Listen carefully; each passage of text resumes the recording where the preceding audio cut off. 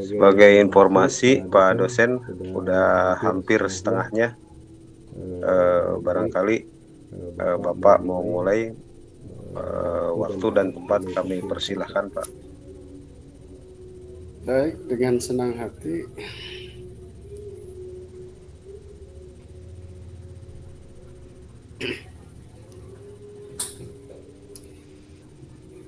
Baik, Assalamualaikum warahmatullahi wabarakatuh.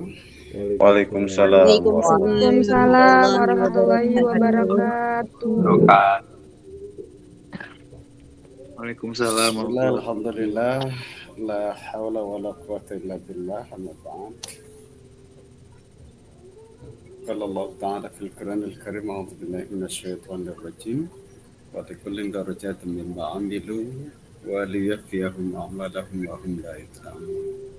Shadaqallahul azim. Teman-teman mahasiswa yang saya banggakan, pertama saya mohon maaf. Ya nggak apa-apa. Yang off kamera juga nggak apa-apa ya. Pertama saya ingin minta maaf bahwa sesuai janji pertama kita akan Zoom di malam apa itu? Malam Sabtu, Pak. Sabtu ya, mohon maaf ya Allah, saya Jumat itu pagi Zoom di kelas sebelah ya, kelas sebelah kita sampai pukul 10 dari 7.30. Kemudian saya langsung berangkat ke Cirebon karena saya asli Indramayu, teman-teman mahasiswa. Saya berangkat ada jam ada Jumatnya, jadi saya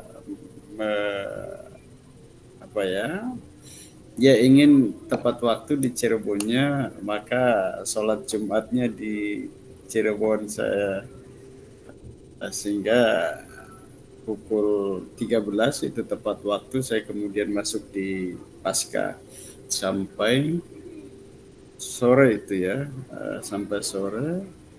Kemudian saya tiba-tiba dibel oleh adik saya, ada pelantikan gitu di Pendopo Kabupaten Indramayu sampai Isya saya pulang dari Pendopo ke Kandang Haur. Saya ngecek persiapan mahasiswa ospek di Indramayunya di Kandang Haur ya.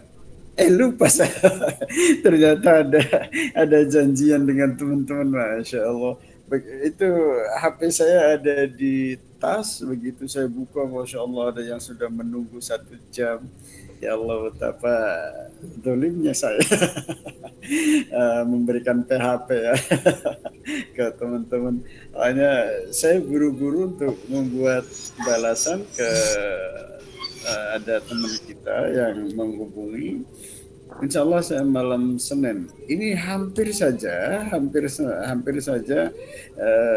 saya melakukan pengingkaran lagi karena tadi pagi-pagi Sabtu itu kemarin saya mengisi acara juga di Pendopo, forum group discussion FGD dengan Bupati, kemudian Serikat Media Cyber Indonesia yang diwakili oleh Wakil Ketua Umum dari Jakarta. Kemudian salah satu pembicara dari akademisinya adalah saya, itu sampai juga Isya kemarin itu. Ya, kemudian tadi pagi-pagi saya berangkat ba'da subuh ke Bandung ya untuk juga menjadi narasumber ya. Selesai tadi pulang maghrib juga. Oh, macetnya bukan main di tepat menjelang pulang itu. Ada mobil muat pasir atau batu itu yang ya terbalik ya. Masya Allah, kata saya, ini jangan-jangan telat lagi. Sampai rumah pukul 7, alhamdulillah tadi saya mandi, sholat dan sebagainya, alhamdulillah bisa on time.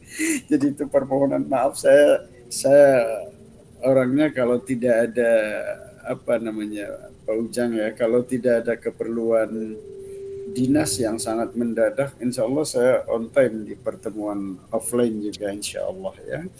Baik teman-teman, itu permohonan maaf saya. Nanti berikutnya ada beberapa tugas yang saya sampaikan. Saya juga belum total untuk membuat RPS. Lalu yang kedua, kemarin pelatihan LMS juga banyak hal yang harus tertinggal saya ini. Jadi saya akan nanti langsung ke gedung cyber lantai 3 untuk belajar LMS-nya.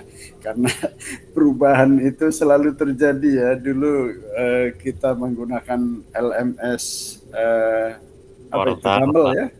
Ya, Portal, Dumble. Kemudian diganti lagi. Jadi ya saya harus melakukan penyesuaian dengan secara cepat insya Allah ya. Besok saya ada jam di Cirebon di S1, walaupun home base saya di Pasca, tapi tetap kewajiban untuk mengampu mata kuliah di S1 tetap, karena sertifikasi itu kewajibannya ada di S1 walaupun kemudian home base-nya ada di Pasca gitu. Jadi kalau nggak ngajar di S1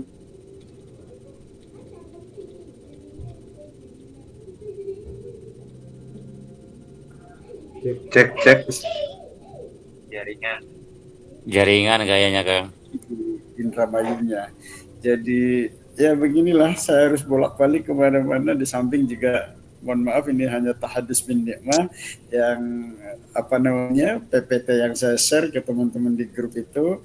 Ini yang materi coba akan kita bahas malam ini ya, karena saya mungkin lahir duluan dan lulus duluan, jadi ini saya resiko laki-laki panggilan ini kemana-mana di kemarin di Universitas Majalengka minggu-minggu hari Ahad saya sampai maghrib uji pasca gitu, kemudian kadang diundang ke Bandung untuk menjadi dosen penguji tamu dan lain sebagainya lah.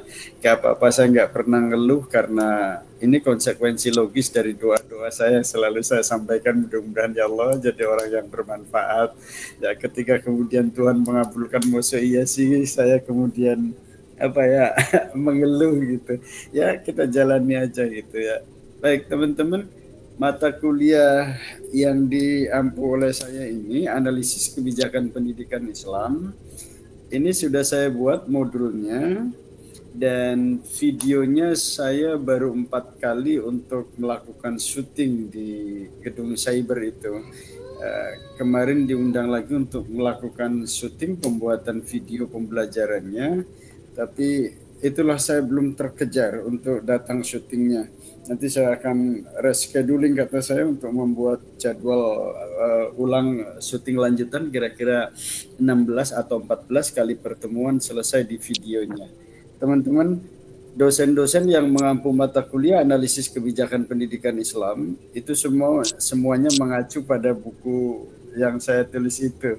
Ya, jadi kalau ada beberapa kelas, kemudian ada beberapa dosen yang mengampu mata kuliah ini buku bagonya ada di saya, modul analisis kebijakan pendidikan Islam ini.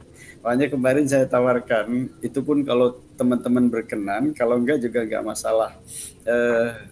Kalau mau supaya kemudian punya referensi yang anggaplah ini sebuah kenang-kenangan ketika lulus S1, kan sebentar lagi mau lulus kan, udah semester 7 ya, semester 7, semester 8, menjelang akhir semester 8 teman-teman sudah menggarap skripsi, 8 akhir itu sudah sidang, jadi nggak usah nunggu semester 9 ya, nggak usah. Kalau kita bisa selesai tepat waktu di 8 semester, kenapa tidak kan ya, harus selesai.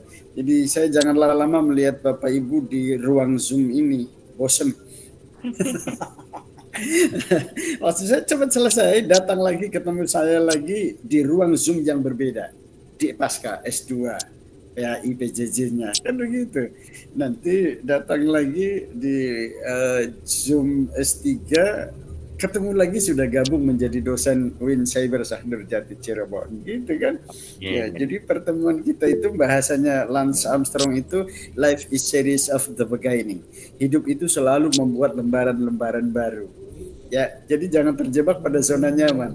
Kalau boleh saya meminjam bahasanya Prof. Renal Kasali dalam bukunya Disrupsi,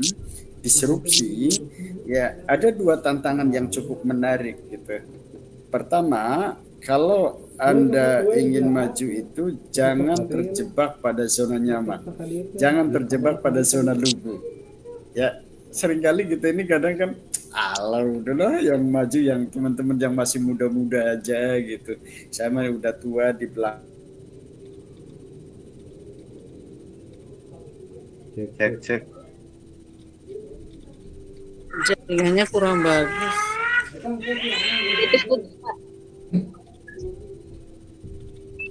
Cek 1 2 3.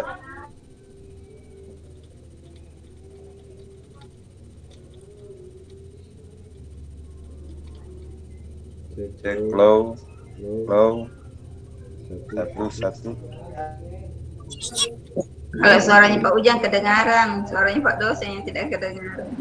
Pak Ujang lanjut. Cek 1 2 3 low. Pak Ujang aja yang gantiin. Iya, sorry jaringan saya tadi ada gangguan. Masuk lagi ya, bisa ya? Bisa Kedengaran Bisa, suara Pak. saya? Sudah Pak, sudah jelas. Benar, Pak. Mohon Silakan, maaf, Pak. bukan salah saya, tapi jaringannya yang salah. Jadi yang pertama jangan terjebak pada zona lugu ya. Ya Allah.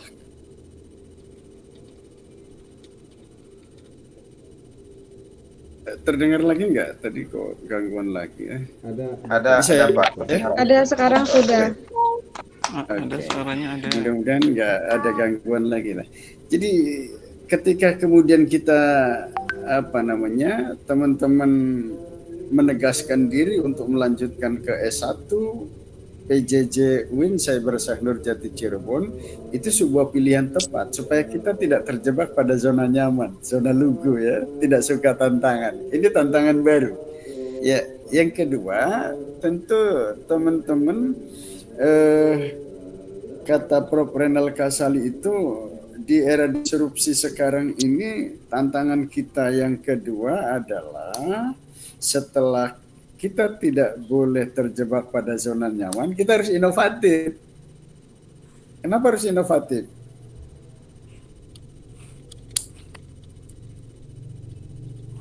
Biar tidak tertinggal sama yang lain, Pak.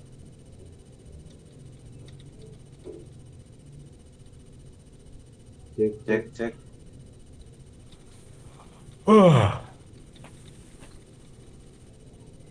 1 2 3 cek. 4, 5, 6, 7, 8 sampai 10. Lanjut sampai 10. 3 2 1 low. Cek.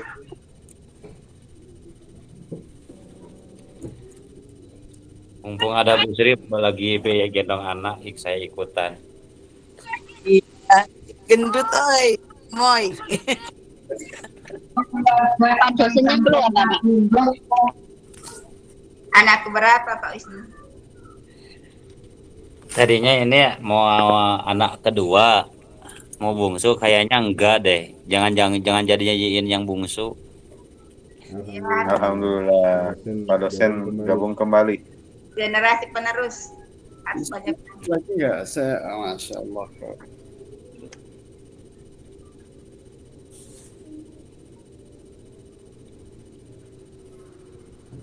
Oke, bisa ya. Wi-Fi-nya gangguan, Pak.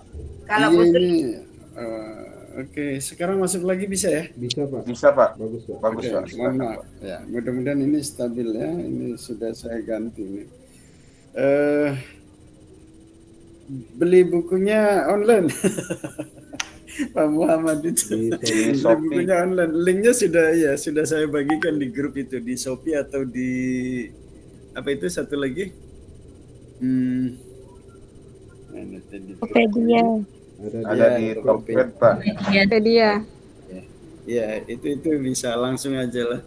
Biar nanti urusan penerbit untuk memberikan royalti ke saya atau tidak, udah itu bukan hal yang utama, tetapi bahwa saya sudah bisa memberikan kontribusi ke teman-teman. Kemarin saya sampaikan ke para wartawan ketika menjadi narasumber itu, saya meminjam bahasa Said Kutub ketika Anda membuat keputusan untuk jihad, misalnya dalam bentuk perang, lalu senjata kita arahkan ke musuh kita, dan itu kalau tepat paling yang kena satu orang ditembak gitu kan ya. Tapi kalau menegaskan diri jihadnya dalam bentuk tulisan, maka sekali klik itu bisa kena tembak kepala orang, itu bisa ratusan bahkan ribuan kepala yang bisa kita tembak dengan tulisan kita. Itu di era digital sekarang ini. Maka kalau teman-teman klik Mas Duki Duryat di internet, itu pasti banyak tulisan-tulisan saya itu. Ya, karena semuanya berbasis e-book. Atau bahkan sampai sekarang saya masih menjadi kolumnis tetap di pikiranrakyat.com. Pikiranrakyat.com itu koran online nasional yang terbit di Bandung ya. Dan itu saya masih tetap menulis gitu. Banyak hal lah, coba yang hal-hal kekinian yang kemudian saya coba tulis di media itu. Ya, lalu yang kedua, kata Prof. Renal Kasali itu tadi saya menyampaikan, di era disrupsi itu kita yang keduanya kita harus inovatif ya. Dan tadi saya mengatakan bahwa inovasi itu kejam karena inovasi itu akan membunuh sesuatu hal yang tidak relevan dengan kondisi kekinian. Ya, maka kalau ada pertanyaan siapa guru yang hebat? Ya, guru yang hebat itu bukan guru PNS, bukan guru penggerak, bukan guru P3K, tetapi guru yang inspiratif, guru yang inovatif. Gitu loh. Ya, makanya saya suka teman-teman dengan semangat ya, ketika kemudian ada banyak kesibukan tapi masih menyempatkan diri untuk kuliah gitu. Ya, jadi kuliah ini adalah sebuah pilihan yang tepat ya. Jadi maksud saya begini, di buku saya itu lengkap, ada materi, ada latihan, kemudian apa lagi ya, pokoknya sebagai sebuah modul itu lengkap. Nanti termasuk latihan yang akan kita upload di LMS itu, latihan yang juga diambil di modul itu. Dan di modul sudah ada kunci jawabannya. Jadi nanti teman-teman mengerjakan tugas di LMS itu ya bocorlah itu karena sudah ada kunci jawabannya. Seperti talqin kita yang diyakini ada pertanyaan beberapa malaikat itu ketika kita meninggal itu sudah bocor itu man rabbuka dan seterusnya. Jadi nggak apa-apa. Jadi tugasnya akan bisa nilainya maksimal semua kan karena ada kunci jawabannya di modul buku saya itu. Lalu kan itu kan nggak penting kan, yang penting kan dibaca gitu, bahwa nilai itu sebuah konsekuensi aja ya itu persoalan lain, tapi bahwa kemudian teman-teman sudah baca materinya itu yang terpenting. Persoalan nilai kalau teman-teman mau A+, saya akan kasih A+ kalau ada. Karena nggak ada ya paling nggak A gitu kan, atau amin. Yang penting rajin gitu, tugasnya ada dan tugas yang dikerjakan itu sebagai bentuk kehadiran gitu. Ya silakan Bu Siti Rohmi, Siti Rohmi ya, untuk bisa beli buku saya di online aja. Kalau offline ada juga sih di rumah, tapi kan saya harus ngirim lagi, susah. Online aja lah. Silakan, anak-anak sekarang kan udah pinter untuk bisa beli buku secara online ya. Baik, materi ini sedemikian penting, teman-teman. Kenapa ya? Saya selalu mengatakan begini nih, karena ada adagium teman-teman yang selalu mengatakan pisahkan antara politik dengan pendidikan. Ya, padahal dua hal ini tidak bisa dipisahkan. Kenapa saya mengatakan begitu?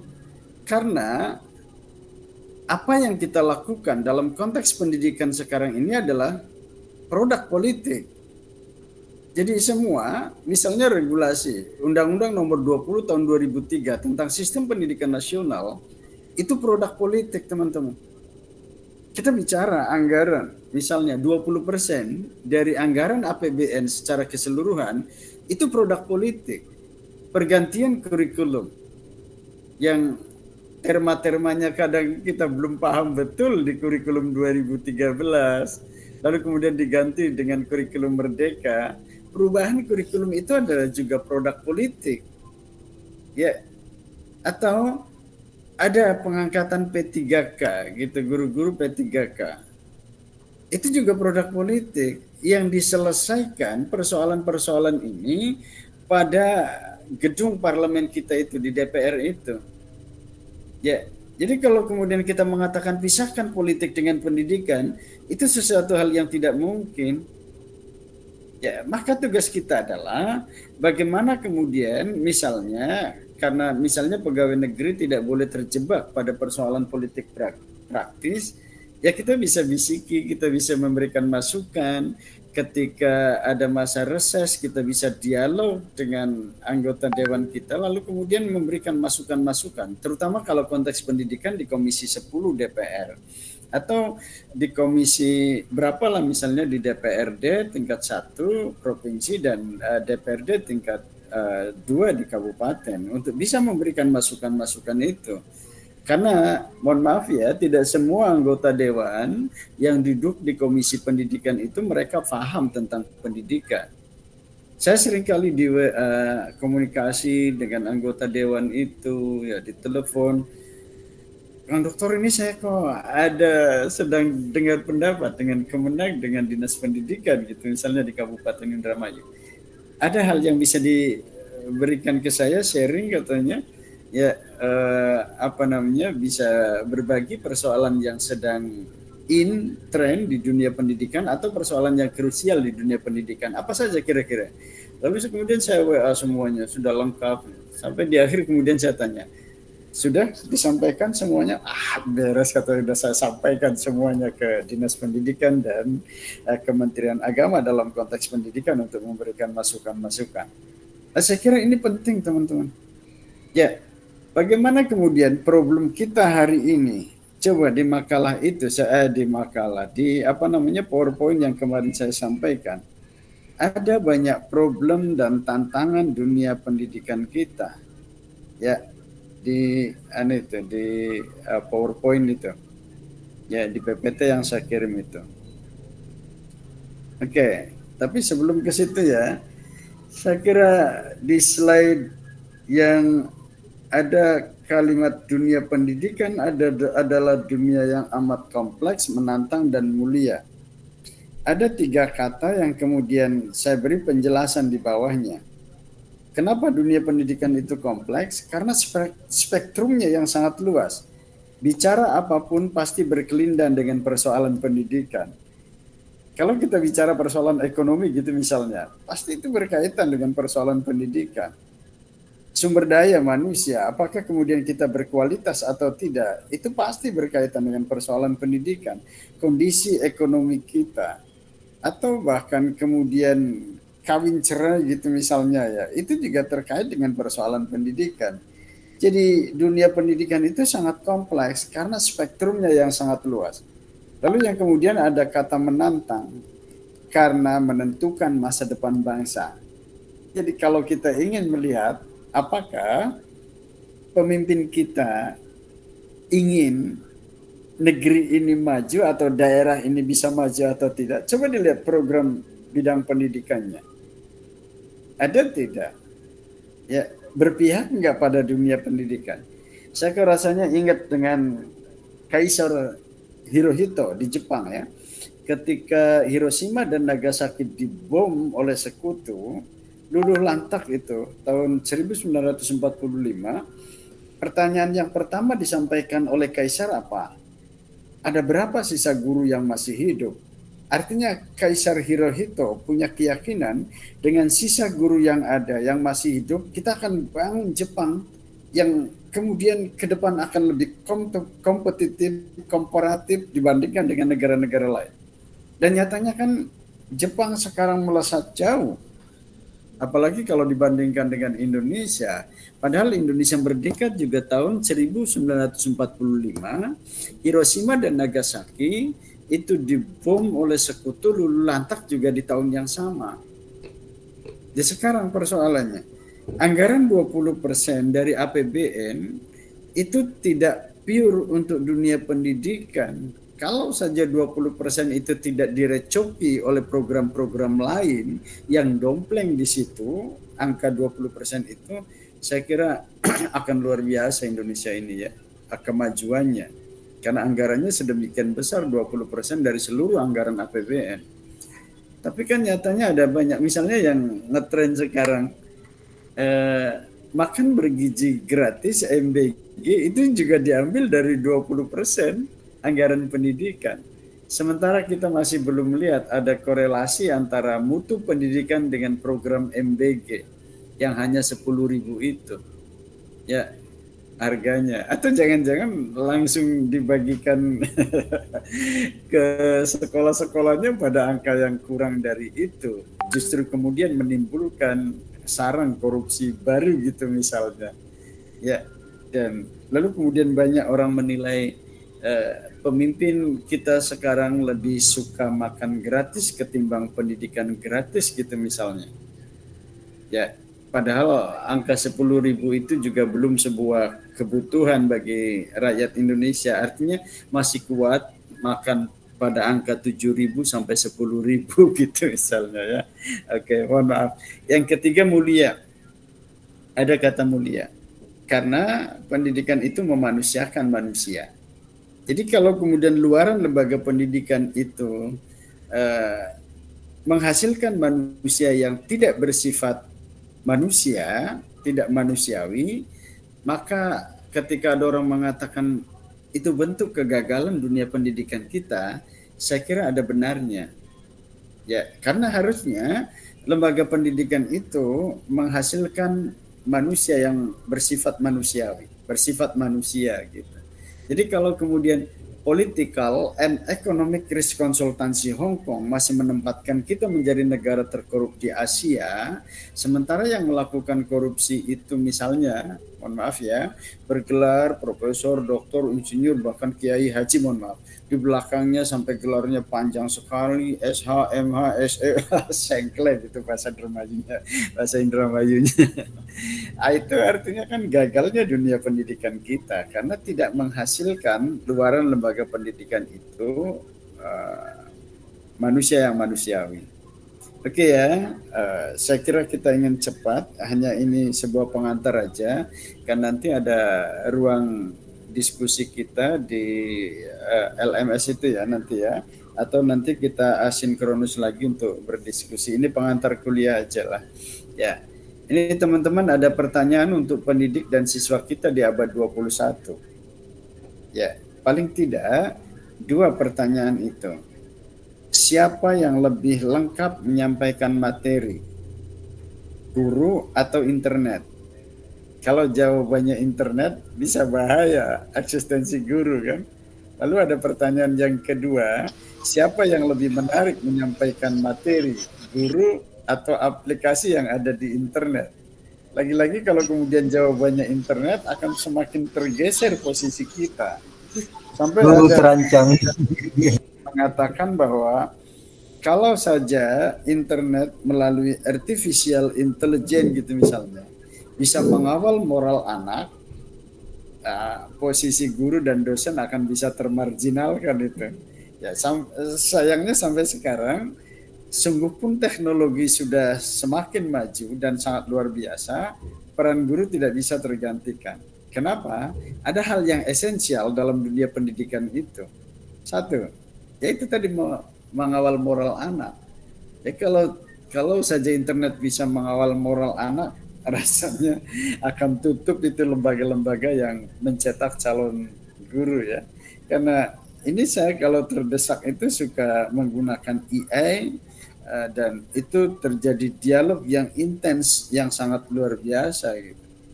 Saya sekedar contoh ya, dekat masjid di depan itu, ketika saya sedang nulis itu ada pengumuman innalillahi wa inna ilaihi rajiun. Lalu saya buru-buru bertanya ke AI, apakah Anda percaya dengan kematian? Wah, itu jawabannya lengkap sekali di luar ekspektasi saya. Sampai dari Alkitab, dari Al-Quran, semuanya dimunculkan sebagai sebuah landasan referensinya gitu. Lalu kemudian saya kejar. Kalau begitu, Anda percaya bahwa dunia ini akan berakhir? itu teori-teori tentang akan berakhirnya dunia ini juga dimunculkan jawaban-jawabannya. Ini sangat luar biasa kata saya. Sampai kemudian saya mencoba untuk mengajukan pertanyaan yang kira-kira tidak bisa dijawab. Ya, saya iseng membuat pertanyaan. Bagaimana cara selingkuh yang aman? Ternyata dijawab juga luar biasa gitu ya. Dan itu kemudian tidak dibikin status oleh saya, kan khawatir ada ibu negara. Oke ya. Di slide itu, di PPT itu ada beberapa problem dan tantangan dunia pendidikan kita, termasuk pendidikan Islam.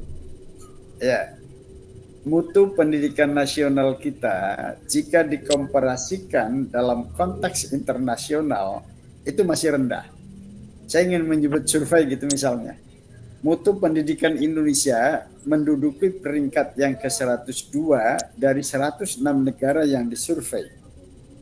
Ini kan menunjukkan bahwa rendahnya mutu pendidikan nasional itu akan menghasilkan SDM bermutu rendah pula, dan itulah SDM Indonesia. Jadi ada hubungan resiprokal antara rendahnya mutu dengan rendahnya SDM. Dan kalau kita bicara rendahnya mutu SDM, ya itulah SDM Indonesia. Tapi kalau sebaliknya, mutu pendidikan kita bagus, komparatif, atau pendidikan kita bermutu, maka itu akan menghasilkan SDM yang bermutu pula gitu. Dan itulah SDM Indonesia. Jadi ini beberapa hal menunjukkan teman-teman, kalau mungkin teman-teman pernah ke Malaysia, ke Singapura ya, atau mungkin juga ke Thailand. Saya beberapa kali ke Malaysia, ke Singapura.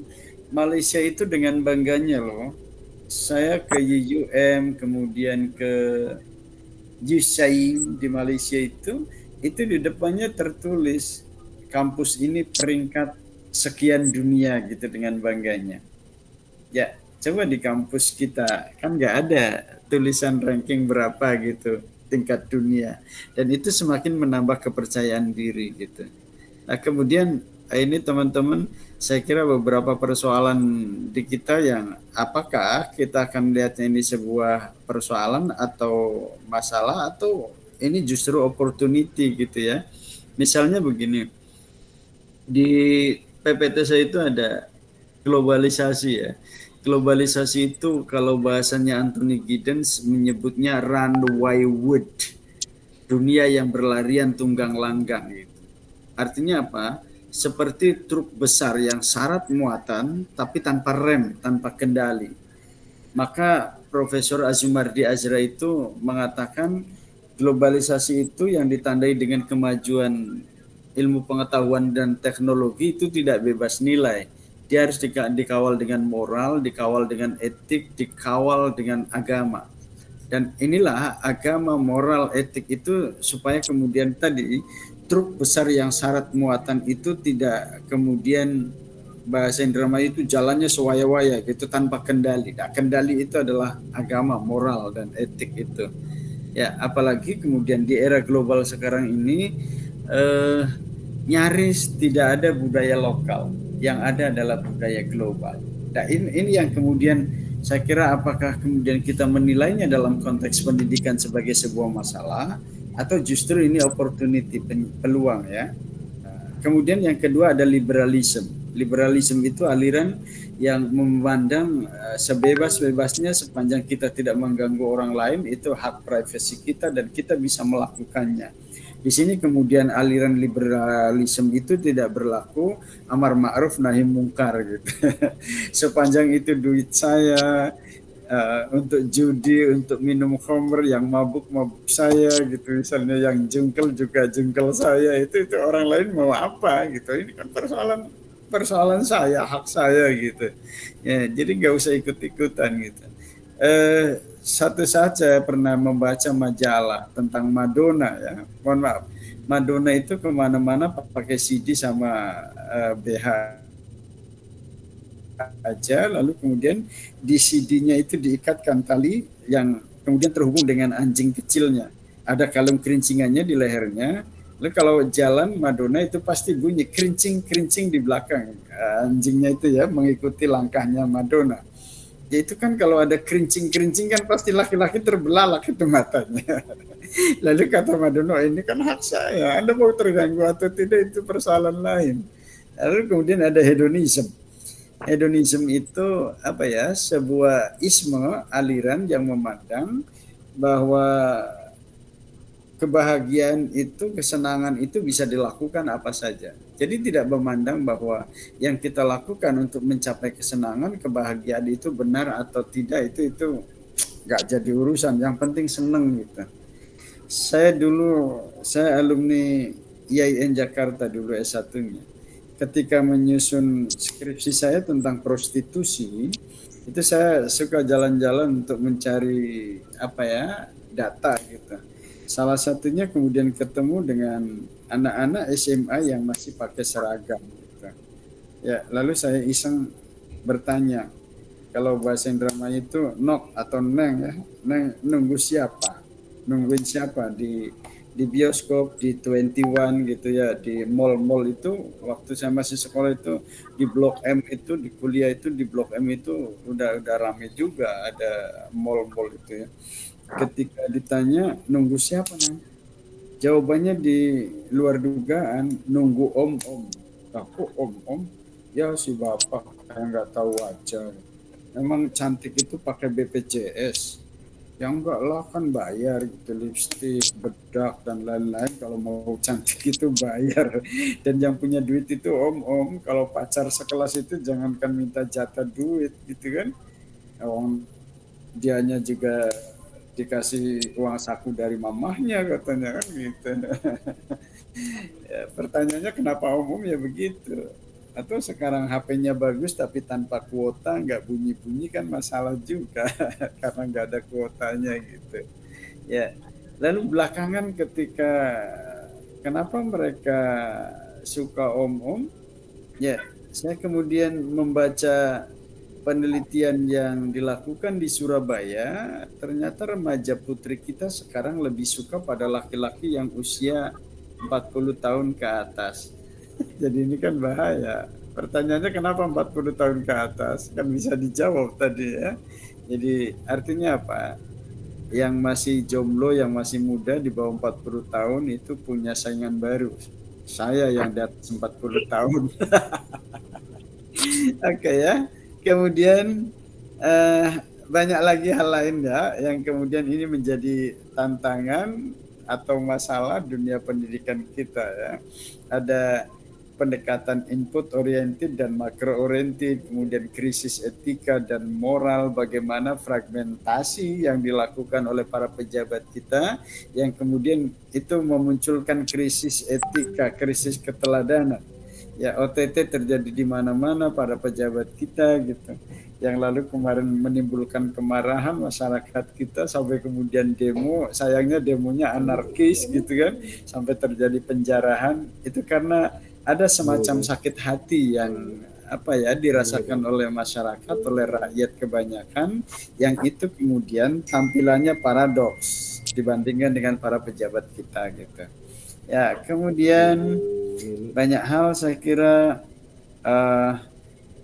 korupsi, pendidikan minim kualitas, kemiskinan, terorisme dan lain-lain ya, ketidakadilan juga merajalela, atau kemudian input guru kita masih rendah gitu, yang itu kemudian dilakukan penelitian oleh Kusnandar dengan data-data yang sangat mencengangkan. Saya ingin mengatakan dari 6.164 calon guru biologi ketika dites di bidangnya, di biologinya ya, rata-rata skor mereka hanya 44,96. Artinya belum pada angka 50. Ya, atau juga guru lain, kimia juga sama, bahkan kemudian fisika rata-ratanya hanya mencapai 27,35. Lalu bagaimana kemudian mereka ketika ngajar bisa membuat KKM pada angka 90, 80, 85. Sementara penguasaan materi gurunya juga masih sangat rendah. Ini saya kira problem kan ya. Hasil UKG dengan minimal 80 itu tidak lebih dari 30%. Artinya 70%-nya di bawah angka 80 hasil uji kompetensi guru. 70% dari total kepala sekolah juga belum memenuhi kompetensi standar. Artinya hanya 30% aja kepala sekolah yang bisa memimpin, memanage, jadi leader yang baik di sekolahnya. Kalau kemudian sekolah-sekolah tidak kompeten, ya wajar kalau kemudian diakumulasi lalu kemudian kita belum kompetitif. Ya, karena manajernya aja, leadernya aja itu 70% total kepala sekolah belum memiliki kompetensi standar ya.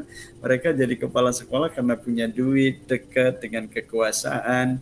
Sampai-sampai ICW itu menilai sekarang kepala sekolah sudah menjadi bagian dari birokrasi yang lebih loyal kepada atasan ketimbang memikirkan persoalan-persoalan di bawahnya ya, baik pembangunan maupun kesejahteraan.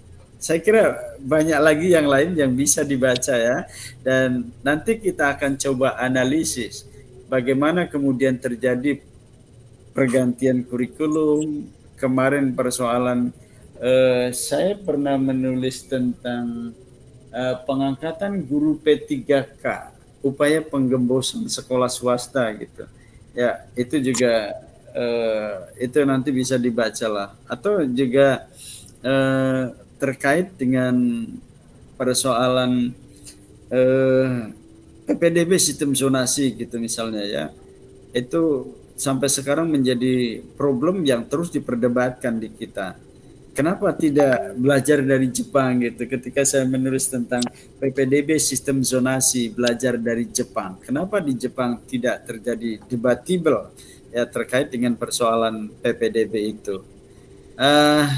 Teman-teman, saya kira itu sih ya, pengantar aja lah, pengantar aja. Jangan lama-lama, nanti di wilayah Indonesia Timur itu sudah sampai pukul 21 atau 20. Ini aja dulu pengantar saya. Kalau ada pertanyaan silahkan. Kalau dianggap cukup juga nggak masalah ya. Yang pasti kita akan bicara kontrak kuliah. Hari ini pengantar, nanti berikutnya ada tugas, nanti kita sepakati apakah sinkronusnya 2, 3, atau 4 kali, nanti saya minta informasi saja. Banyak materi-materi yang saya sampaikan terkait dengan persoalan kebijakan pendidikan ini.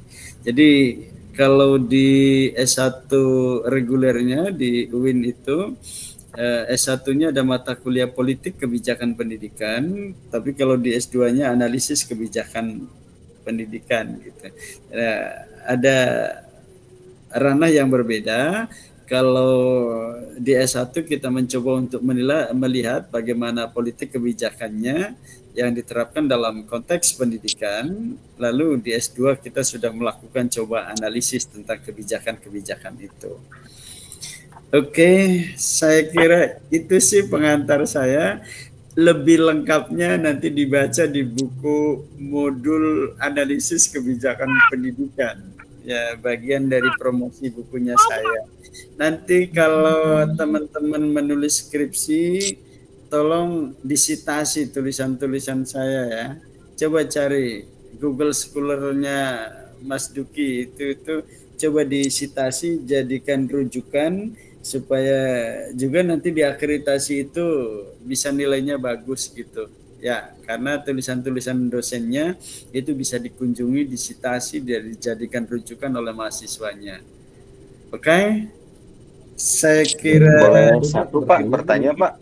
Silahkan, nggak apa-apa kalau ada pertanyaan. Ya. Saya melihat di halaman pertama ya, di PDF itu yang Bapak share. Bapak juga sebagai rektor di apa itu institut di Indramayu Pak? Itu institut swasta atau gimana Pak? Swasta Tad.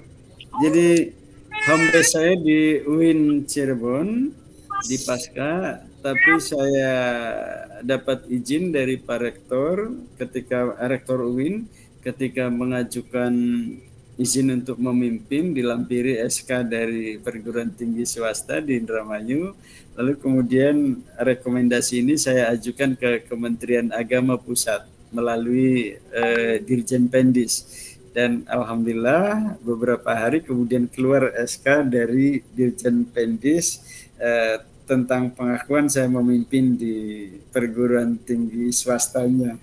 Tapi tetap tugas saya tidak terabaikan di UIN-nya karena home base saya di sana. Alhamdulillah. Padat sekali Pak kegiatannya Pak. Gini saya minggu ini Masya Allah ini tahadus bin majalah. Saya pulang malam, mudah-mudahan minggu depan agak senggang supaya saya bisa konsentrasi untuk bikin RPS, kemudian apa ya tadi video itu yang belum selesai, termasuk saya ingin belajar LMS-nya yang belum tuntas gitu, karena ketika ada pelatihan saya harus ada kegiatan luar aja lah. Nama saya Ujang Pak. Patan itu Fatan siapa? Saya Pak. Akun anak saya. Kamu Ujang, ya, Ujang Pak. Alhamdulillah sudah apa namanya ya paling tidak sebisa saya dan dipercaya oleh Pak Kiai di Indramayu karena yayasannya milik Pak Kiai dan saya memimpin perguruan tinggi itu alhamdulillah. Ya berkah. Terima kasih Bapak. Semoga sehat Bapak ya dan insya Allah lancar semua kegiatannya Pak. Amin ya Allah. Makasih. Yang lain?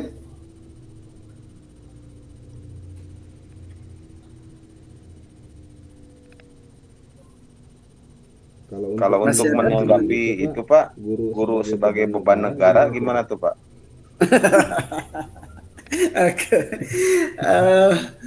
Kalau dilihat di TikTok saya, kemudian di FB saya itu banyak tulisan tentang hal-hal yang kekinian yang viral, Kang Ujang. Kemarin saya coba mengatakan bahwa ketika Ibu Menteri menyampaikan guru sebagai beban negara, itu kan Ibu Menteri melalui IG-nya mengatakan bahwa itu bukan kata-kata saya, ya, tapi dipelintir bahkan kemudian artificial intelligence menyampaikan itu, padahal itu bukan kata-kata saya, kata Ibu Menteri ya. Tetapi itu kadung viral ya, viral di mana-mana kan, sampai kemudian imbasnya ketika demo kemarin rumahnya dijarah dan ujung akhirnya beliau kena reshuffle kan ya. Anggaplah bahwa itu misalnya kata-katanya bukan kata-kata Ibu Menteri, tapi di ujung perkataan itu Ibu Menteri juga mengatakan apakah kemudian persoalan kesejahteraan guru itu harus ditimpakan kepada pemerintah semuanya? Ya. Apa kemudian masyarakat tidak juga ikut berpartisipasi? Saya kemudian balik bertanya, teman-teman ya, Pak Ustadz Ujang ya, ketika misalnya Gubernur Jawa Barat mengatakan sekolah negeri itu boleh satu rombelnya 50 siswa, lalu kemudian ada FKSS, Forum Komunikasi Kepala Sekolah Swasta di Jawa Barat melakukan apa ya, semacam gugatan ke PT UN ya, karena itu menafikan peran swasta gitu. Bahkan kalau saya tidak mengatakan mematikan sekolah swasta gitu, itu kan sesuatu hal yang niscaya gitu. Jadi ketika ada kebijakan tentang kesejahteraan ingin melibatkan masyarakat, tapi ketika persoalan apa namanya ya, keterlibatan mereka sekolah swasta tidak menjadi sebuah pilihan, ini dibiarkan gitu tanpa dukungan pemerintah pusat juga gitu. Jadi artinya kalau ya kata-kata guru dianggap beban negara itu bukan kata-kata dari Ibu Menteri, tapi di ujungnya Ibu Menteri juga mengatakan kenapa tidak dilibatkan masyarakat persoalan kesejahteraan guru itu. Ya artinya kan sama saja, negara tidak apa namanya memiliki kemampuan secara total untuk memberikan kesejahteraan kepada guru-guru kita gitu. Ya, tapi saya kira kita akan sepakat mengatakan Pak Menteri Agama itu ini off the record aja dengan kita ya. Harusnya tidak usah minta maaf ketika mengatakan kalau ingin kaya jangan jadi guru, jangan jadi dosen, tapi jadi pengusaha. Itu saya kira benar sih. Ya, realistis ya Pak ya. Iya, kecuali memang kebijakan-kebijakan kita pemerintahnya seperti mengadopsi kebijakan pendidikan di Finlandia. Kenapa pendidikan di Finlandia itu menjadi nomor 1 di dunia yang terbaik? Karena salah satunya adalah penghasilan guru itu tidak kalah dengan penghasilan seorang dokter dan pengacara. Ya, jadi kalau teman-teman lihat Hotman Paris sampai cincinnya banyak sekali, lalu kemudian asisten pribadinya di mana-mana dilingkari gitu oleh asisten pribadi yang cantik-cantik gitu kan, yang kemudian juga penghasilannya di luar penghasilan di atas penghasilan guru gitu, sampai renang juga didampingi dan lain-lain karena memang duitnya banyak gitu kan. Guru dari mana? Kita kan, mohon maaf, pengakuan profesi sebagai seorang guru dan dosen di Indonesia itu baru pada tahun 2005. Kenapa? Tahun 2005 itu muncul Undang-Undang Guru dan Dosen nomor 14 tahun 2005. Lalu salah satunya yang berimplikasi dari undang-undang itu adalah adanya sertifikasi. Sertifikasi itu yang kemudian membuat guru dan dosen diberikan tunjangan 1 kali gaji pokok. Dulu siapa mau sih Ibu Nurul Afifah misalnya memiliki menantu guru? Sampai pertanyaannya mau dikasih makan apa? Apalagi guru honor. Ya, yang nulis terus di papan tulis gitu, kemudian kapurnya ngebul, batuk baik, gajinya kecil gitu, TBC, wah gelis mati, cepat meninggal gitu. Kan baru tahun 2005 itu pengakuan itu kan, dengan munculnya Undang-Undang Guru dan Dosen itu. Ya, tapi di negara-negara lain tadi saya mengatakan kalau ya negara ini ingin maju, tadi itu terma yang kedua, dunia pendidikan itu adalah dunia yang menantang. Ya, menantang itu artinya, ya apakah kemudian pemerintah kita concern nggak dalam dunia pendidikan? Jangan menganggap itu beban. Saya suka dengan, mohon maaf ya, saya menyebut Anies Baswedan. Ketika Anies mengatakan bahwa dunia pendidikan itu harusnya bukan jadi beban negara, tapi investasi yang harus dikeluarkan oleh pemerintah dan nanti kemudian hasilnya akan bisa kita rasakan 10-20 tahun ke depan. Jadi jangan menganggap beban, ini sebagai investasi. Memang human investment, dunia pendidikan itu human investment ya. Dan human investment itu tidak seperti kita kita makan nyolek sambal tuh, begitu kemudian kita colek langsung terasa pedasnya. Human investment itu baru kita rasakan itu 10-20 tahun ke depan. Jadi itu investasi harusnya yang diberikan oleh pemerintah. Harusnya kita belajar dari Malaysia, belajar dari Singapura, investasi dalam dunia pendidikannya nggak main-main. Sehingga dulu ketika Malaysia belajar di kita, malah sekarang bisa berbalik itu. Ya, Malaysia mengalahkan kita semua. Dulu saya hafal betul dengan Profesor Dr. Hasan Langgulung. Bukunya Manusia dan Pendidikan. Bukunya hijau itu mana ya? Oh, di sana. Ya, ketika saya S1 itu bukunya tebel hijau, ada Manusia dan Pendidikan, karangan Profesor Dr. Hasan Langgulung. Prof. Hasan Langgulung itu diadopsi di Malaysia, dibawa ke sana dibayar mahal dan nggak mau lagi ke sini. Kenapa? Cek.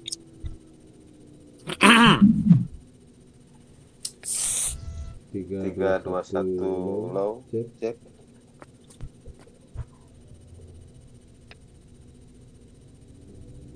Satu, dua, tiga.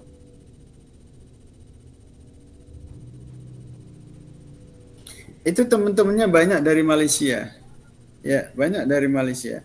Sekarang mahasiswa Malaysia yang kuliah di Indonesia itu pulang lagi harus 1 tahun lagi kuliah itu kan. Jadi ke S1 aja dianggap belum mumpuni di Indonesia gitu. Harus lanjut lagi. Oke ya, itu Ustaz Dijang, saya kira Kang Ustaz. Ya, terima kasih Pak dosen. Baik, harusnya jangan jadi beban negara. Itu investasi yang harus dikeluarkan oleh negara. Dan hasilnya akan bisa kita rasakan 10-20 tahun ke depan. Oke. Yang lain? Masih ada?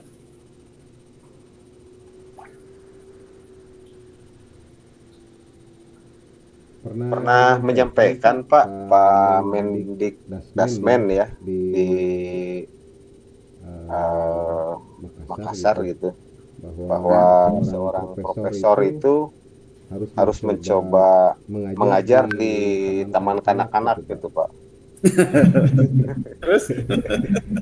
Ya justru kalau melihat seperti ini, tantangan yang lebih besar dan lebih berat itu adalah pendidikan yang paling dasar gitu Pak, terutama di anak-anak. Jadi nah sementara kan penghargaan negara itu ya tidak memperhatikan gitu Pak. Ya. Kalau tidak dikatakan nyaris tidak ada ya. Saya rasanya miris juga Pak. Jangan dikira guru-guru TK, guru-guru PAUD itu tepuk-tepuk sampai jam 10 sampai jam 11 itu bahagia, padahal hatinya perih. Ya, sampai saya ketika itu buru-buru nulis ya, guru honorer nasibmu tak seindah pengabdianmu. Dan kemudian ada mahasiswa saya WA, Bapak itu aku banget. Jadi guru honorer nasibmu tak seindah pengabdiannya. Guru honorer nasibmu tak seindah pengabdiannya. Kalau di Kemenak itu terjebak dengan ikhlas beramal Pak selesainya. Jargonnya itu ya. Jadi alhamdulillah, untungnya Bu Siti, guru-guru kita yang sekarang ini mereka berangkat dari teaching with love, teaching with heart gitu kan. Berangkat dari cinta, berangkat dari hati. Lalu kebahagiaan itu tidak melulu dilihat dari objektif well-being gitu, tapi subjektif well-being gitu.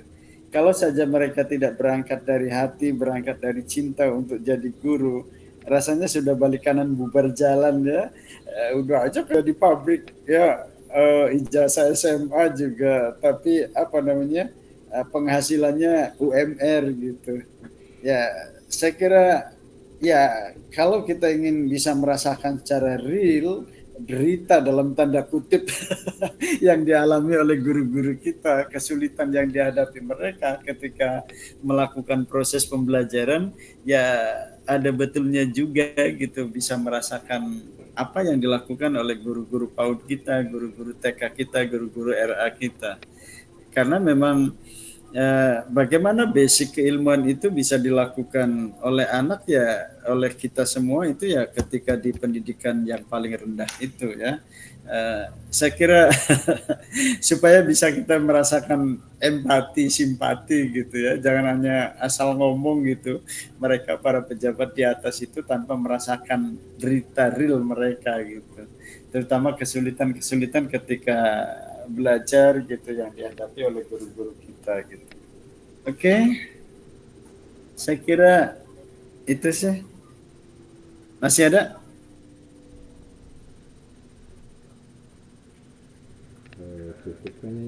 Cukup Pak sepertinya Pak. Oke ya, ini pengantar aja ya. Nanti kita akan lanjut di pertemuan yang selanjutnya. Ini mohon maaf juga saya agak kurang fit ini karena tadi berangkat subuh, ba'da subuh itu saya langsung berangkat ke Bandung. Kita cukupkan pertemuan sampai di sini karena di sana dia sudah bahagia dengan orang lain. Itu di ujung kata saya, minum kopi di hari senja, jangan lupa campur roti. Teruslah semangat mengejar cita-cita, jangan terlalu sibuk mengejar dia yang tak pasti. Amin. Terima kasih, cukup sekian dan terima kasih. Puji sekali pada Sen. Jawa sesuai. Tua teman-teman. Saya kalau ketemu mahasiswa masih aja muda gitu. Dan yang saya masih coba penasaran itu yang lain di bawah teman saya itu sudah banyak yang guru besar, profesor. Kok saya belum gitu, masih mengajukan ke lektor kepala karena tadi pertanyaan Pak Ujang, saya terkendala memimpin di luar. Ya itu yang kemudian menjadi persoalan di sidang Senat gitu. Ketika saya mengajukan ke pangkatan, itu kan Mas Duki memimpin di luar. Nah, baru kemudian kemarin saya bisa diakui memimpin di luarnya, di luar UIN, setelah ada surat dari Dirjen Pendis Kementerian Agama. Jadi mudah-mudahan bisa saya berlari lah sebelum pensiun, bisa merasakan guru besar juga, profesor gitu. Oke ya teman-teman ya. Jaga kesehatan, tetap semangat. Kita akan ketemu lagi di pertemuan yang berbeda ya. Saya tidak ingin jadi beban teman-teman, perkuliahan kita enjoy aja lah ya. Learning is fun. Jangan jadi beban, sudah terlalu berat beban hidup kita, apalagi kemudian ditambah dengan kuliah kita jadi beban, itu bahaya. Janganlah, yang senang aja, yang penting bahagia ketemu dengan saya. Ya, jangan kemudian seperti kata-kata Prof.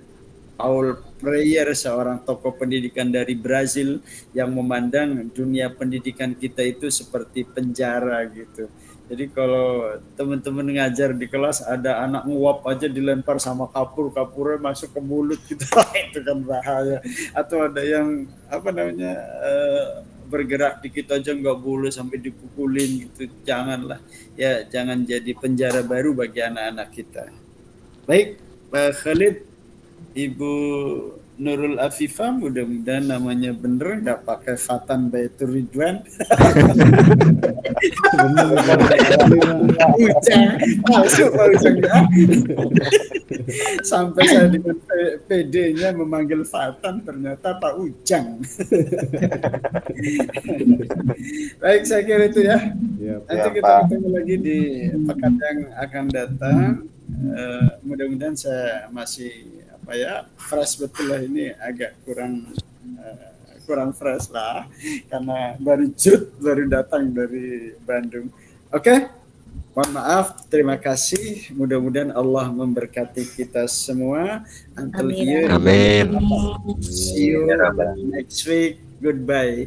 Assalamualaikum warahmatullahi wabarakatuh. Waalaikumsalam warahmatullahi wabarakatuh. Saya izin ya, kalau teman-teman mau lanjut silakan. Ya Pak. Yuk.